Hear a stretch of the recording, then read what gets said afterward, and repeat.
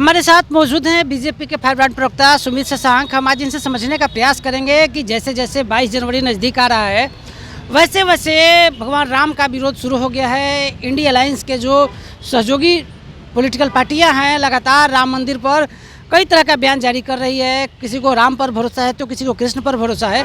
हम सुमित शशांक जो बीजेपी के फायरब्रांड प्रवक्ता हैं इनसे समझने का प्रयास करेंगे कि आखिर मुस्लिम तुष्टिकरण की जो नीति 2090 में कांग्रेस ने शुरू किया था उसी पर इंडिया अलायंस लगातार क्या आगे बढ़ रहा है। क्या इंडिया अलायंस पर आप क्या कहेंगे?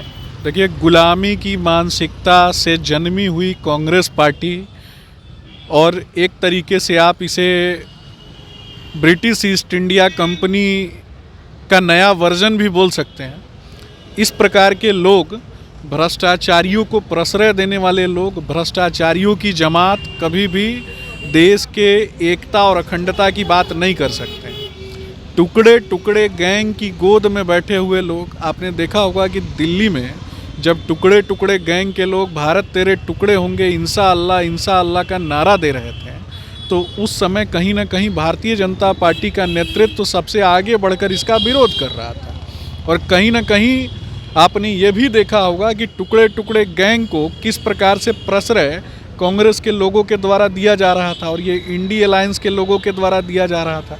ये लोग बिजनेस चलाने वाले लोग हैं, गैंग चलाने वाले लोग, बिजनेस चलाने वाले लोग, गिरोह चलाने वाले लोग कभी भी अंतिम पायदान पर बैठे हुए व्यक्ति की जो पार्टी चल रही है भारतीय जनता पार्टी, उसका मुकाबला नहीं कर सकते। आखिर राम से क्या डर है? हमको तो नहीं लगता है। आप देखिए, बताइए। व्यथा इतनी ही नहीं है, कथा इतनी ही नहीं है, कुछ शब्द जिनको पूर्ण कर दे राम वो गाथा नहीं है। मर्यादा पुरुषोत्तम श्री रामचंद्र जी हमारे जीवन का आदर्श हैं, इस देश की प्रेरणा है।